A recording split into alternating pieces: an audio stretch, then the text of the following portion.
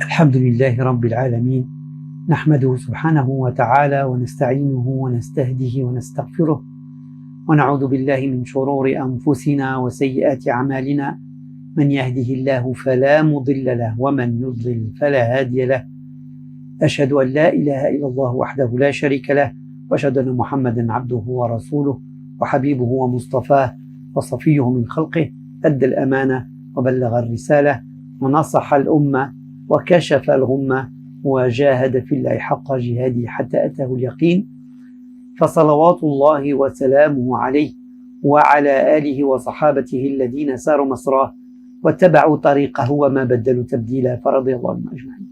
أما بعد، أيها المؤمنون أيتها المؤمنات أيها الأخوة والأخوات، السلام عليكم ورحمة الله تعالى وبركاته. نلتقي مرة أخرى في هذه الجمعة المباركة حتى نتذاكر إن شاء الله حول موضوع فصل الصيف واستغلال وقت الفراغ. Mes chères sœurs et chers frères, je vous recommande ainsi qu'à moi-même la piété sincère et de voir Allah subhanahu wa ta'ala un culte authentique.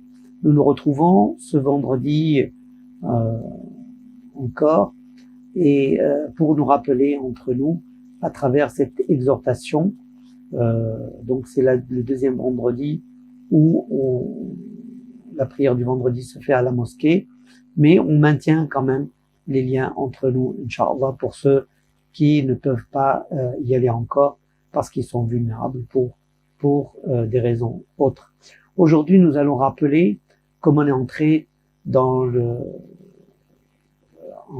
la période estivale, et les mois d'été, c'est synonyme de vacances, c'est synonyme de congés, et synonyme de beaucoup de temps libre qu'il faut occuper et dont il faut profiter. Donc aujourd'hui, nous parlerons des vacances d'été et de ce temps dont il faut profiter. Donc, أول شيء أيها الإخوة أهمية الوقت.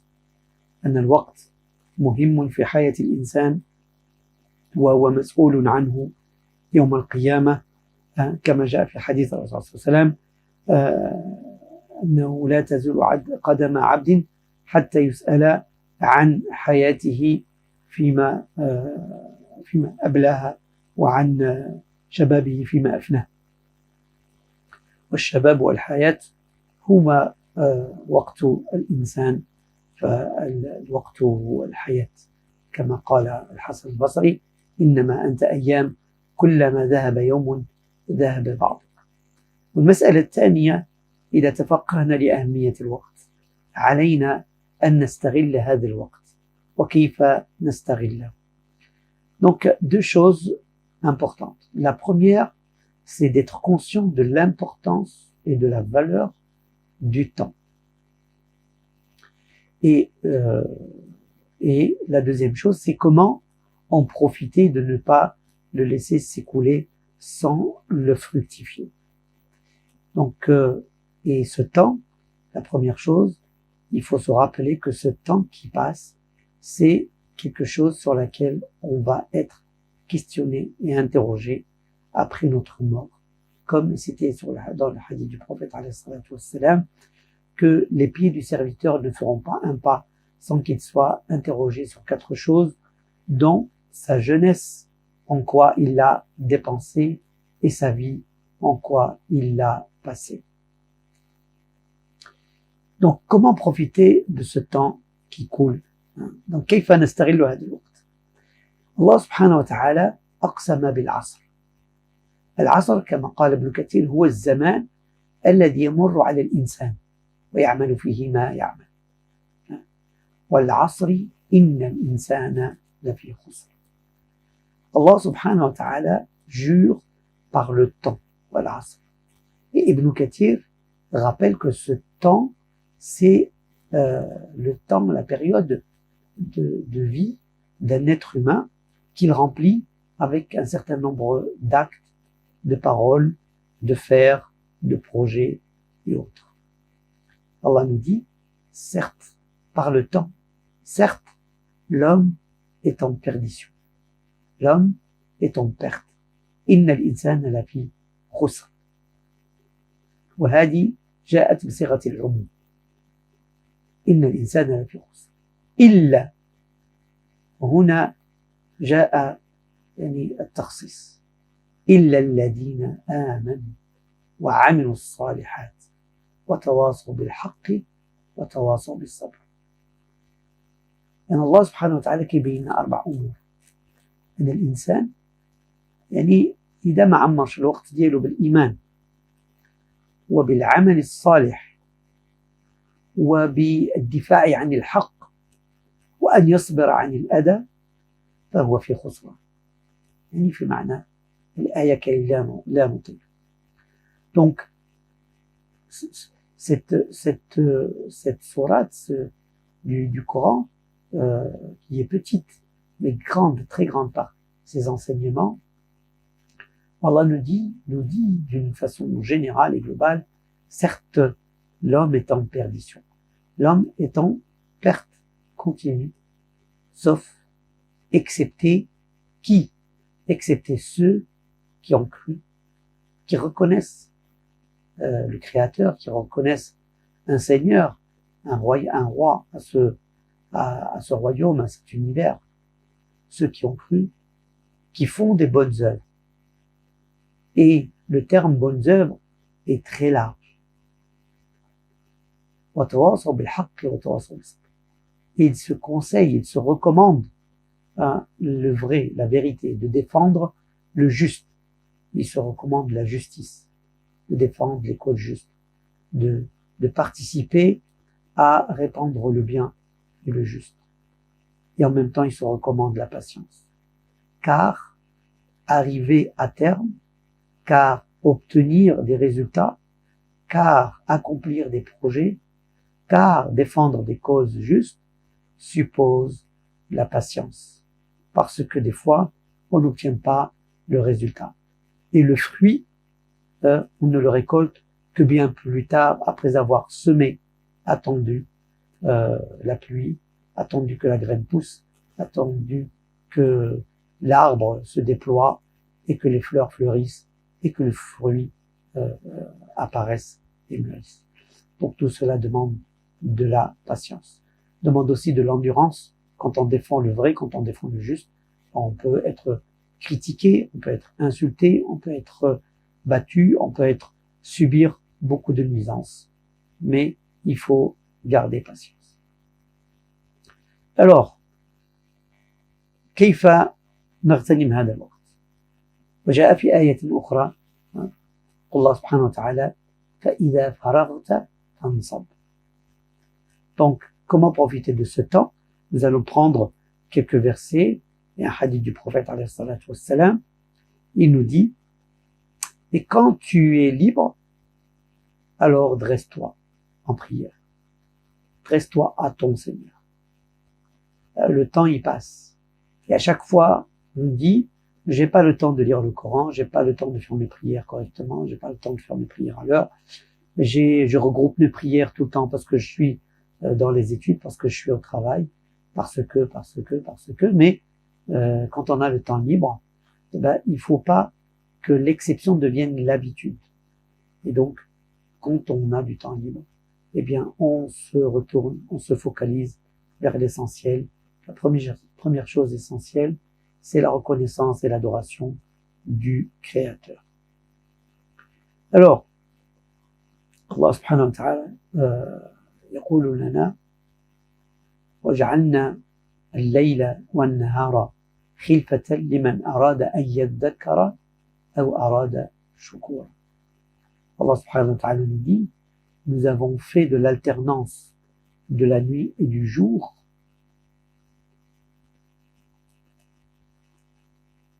pour ceux qui veulent se rappeler ou qui veulent être reconnaissants.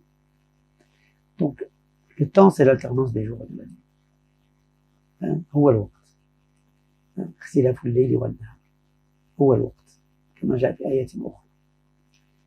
فكيف نستغل هذا الوقت؟ والله سبحانه وتعالى لمن أراد أن يذكر.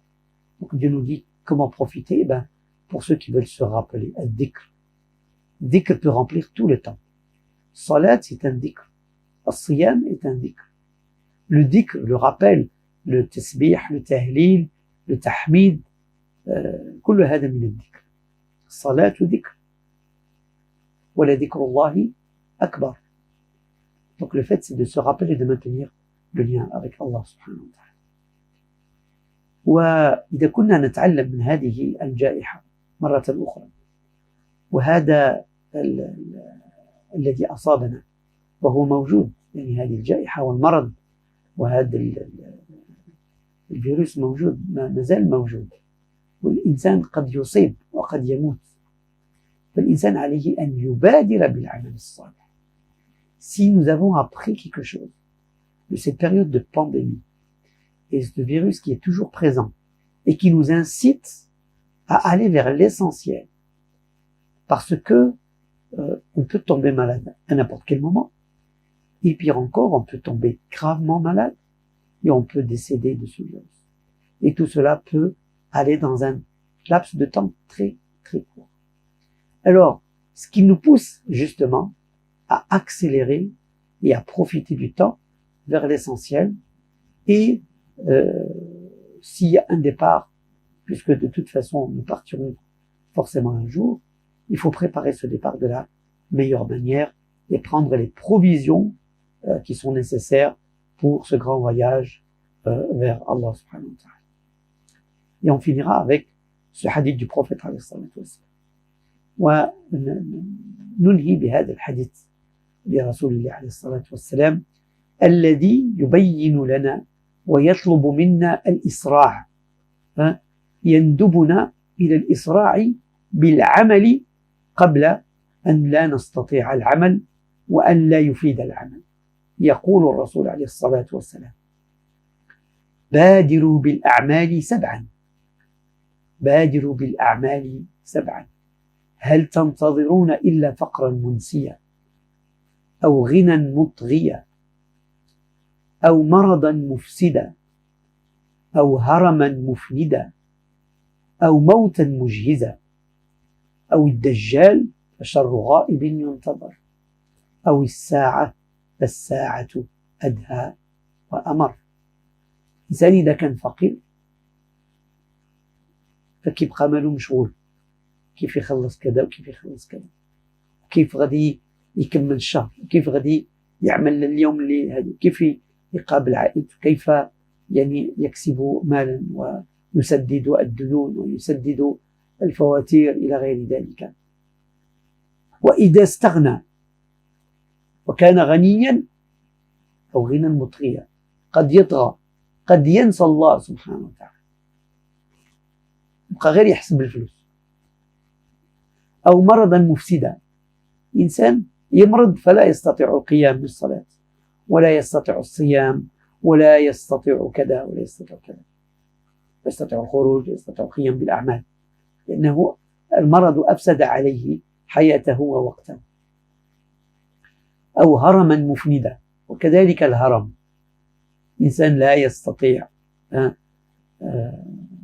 القيام بالعبادات أو القيام حتى بالأشغال العادية، وقد هذا الهرم يجعله يعني مضطرا أن ينتظر الناس الآخرين الذين يعينونه، ومرتبط بالآخرين وينتظر المساعدة. أو موتا مجهزا، الموت يجهز عليك، أو موتا يعني يجهزك للذهاب. أو الدجال فشر غائب ينتظر، الدجال من العلامات الكبرى، إذا جاء فكما جاء في الآية فلن ينفع إيمان، لا ينفع نفس إيمانها لم تكن آمنت من قبل أو كسبت في إيمانها خيرا. أو الساعة إذا جاءت قامت القيام، الساعة أدهى وأمر. Donc le prophète, restons avec ce hadith du prophète alayhi salatu wassalam, qui nous demande d'accourir, de courir, de se dépêcher, de se hâter, de faire les choses en indiquant les entraves, 7 entraves qui empêcheront et qui arrivent, qui empêchent l'action et la bonne œuvre correctement. Donc, le prophète ﷺ nous dit, dépêchez-vous d'accomplir 7 choses, avant que 7 choses ne vous entravent. Qu'attendez-vous de les accomplir? Est-ce que vous attendez une pauvreté qui vous tourmente? Ou une richesse qui vous pervertit, qui vous rend tyrannique? Ou bien une maladie qui vous diminue? Ou bien une vieillesse qui vous handicape? Ou bien une mort qui vous emporte, qui vous surprend? Ou bien l'antéchrist? C'est l'absent qu'il faut redouter le plus. Ou bien l'heure à leur grand H. L'avènement de l'heure, le dernier jour. L'heure est terrible, est amère. Donc, c'est cette entrave qui nous empêcherait et nous empêche de faire des bonnes actions et d'accourir, de faire des bonnes actions complètes. Une pauvreté qui tourmente, qui empêche de faire zakat, qui empêche de donner l'aumône, qui est une grande œuvre, qui empêche de faire des actions humanitaires, des actions sociales, et qui empêche de payer ses factures, de payer ses dettes, ou de contracter des dettes, et d'être toujours soucieux et tourmenté, et la tête et le cœur pas dans une sérénité qui permet l'adoration et le recueillement. Ou bien une richesse qui te fait regarder seulement à dépenser et à consommer, à rivaliser avec les autres, en achetant tout et n'importe quoi, à des prix incroyables, à dépenser à tout va, et être tout simplement oublié, voire se sentir au-dessus des êtres humains et les écraser. Et là, le cœur est perverti, et on ne fait pas de bonne œuvre, on n'y pense même pas. Ou bien une maladie qui diminue. Quand on est malade, on est dispensé de jeûner, par exemple. Quand on est malade, on ne peut pas jeûner. Quand on est malade, on ne peut pas faire beaucoup de prières, on ne peut pas se lever, peut-être. On est handicapé. Et pareil pour la vieillesse. La vieillesse nous handicape. On ne peut pas rester des longues heures debout, comme faisait le prophète alayhi salatu wassalam, en faisant des prières. Ou bien, on est dépendant des autres aussi. On peut être dépendant, on peut être handicapé. Ou bien une mort qui surprend. La mort surprend, personne ne l'attend, personne ne connaît l'heure et le délai que Dieu lui a imparti. Et l'antéchrist. Alors quand l'antéchrist fait partie des grands signes de l'heure, l'avènement de l'antéchrist vient juste avant l'arrivée de Jésus. Et Allah nous dit que quand ces grands signes arrivent, aucune âme ne lui servira de croire ou d'accomplir dans sa croyance quelques bonnes œuvres. Parce que c'est fini, c'est dévoilé, la vérité est dévoilée. Ou bien l'heure, le jour du jugement, ou bien le jour dernier. Bien quand tout cela arrive, bien on trouvera le goût amer parce que on aura le goût d'avoir raté quelque chose, de n'avoir pas profité. Et combien nous arrive ce genre de choses, de dire mince, j'aurais dû patienter, j'aurais dû endurer un peu plus. J'ai raté des examens, j'aurais dû réviser un peu plus. J'aurais dû ne pas sortir trop souvent. J'aurais dû ne pas regarder la télé. J'aurais dû ne pas trop jouer. J'aurais dû.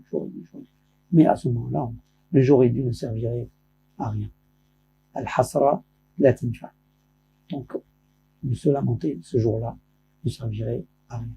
Et c'est pour cela que le prophète alayhi salatu wassalam, et dans beaucoup de versets, Allah subhanahu wa ta'ala attire l'attention sur la valeur du temps. La valeur du temps qui est notre vie, comme dit Hassan al-Basri qui nous dit, tu n'es qu'un ensemble de jours. Chaque fois qu'un jour qui passe, c'est une partie de toi qui s'en va. Alors, essayons que ces parties de nous qui partent, elles partent remplies de bonnes œuvres, remplies de bonnes actions, remplies de prières, d'aumônes, d'occupations utiles à sa famille, à soi-même, dans une science, dans une prière, dans un dhikr, dans un rappel, utile à la société, l'été arrive, plein de choses, faut pas rester oisif ou gaspiller ce temps qui est bénéfique. Et c'est un don, c'est un bienfait de Dieu qu'Allah nous donne d'avoir un peu de temps libre pour pouvoir faire des choses qu'on ne peut pas faire durant les jours où on est pris, où on est occupé. Et donc, qu'Allah subhanahu wa ta'ala nous aide à occuper notre temps avec des choses bénéfiques, qu'Allah nous aide à prendre conscience de la valeur de notre vie, qu'Allah nous aide à remplir notre vie de bonnes œuvres et qu'on rejoigne notre Seigneur sans regret ni remords, mais avec le plaisir de voir sa face et de recevoir la récompense divine par sa grâce et sa miséricorde. Allah subhanahu wa ta'ala أن يعيننا على استغلال أوقاتنا واستغلال حياتنا وأن نعمرها بالخير والأجر والثواب والعمل الصالح من ذكر وصدقة وصلوات وصيام وعلم ومساعدة للآخرين وأن نكون مفتاح خير للناس أجمعين ولمجتمعنا. فالله سبحانه وتعالى يتقبل منا أعمالنا خالصة الوجه الكريم. اللهم اغفر لنا وارحمنا وعافنا واعف عنا واهدنا واهد بنا ويسر الهدى لنا. اللهم اغفر لنا ما قدمنا وما أخرنا وما أسررنا وما أعلنا وما أنت أعلم به منا. أنت المقدم وأنت المؤخر وأنت على كل شيء قدير. وآخر دعوانا أن الحمد لله رب العالمين. وصل اللهم وسلم على سيدنا محمد وعلى آله وصحبه وسلم تسليما كثيرا.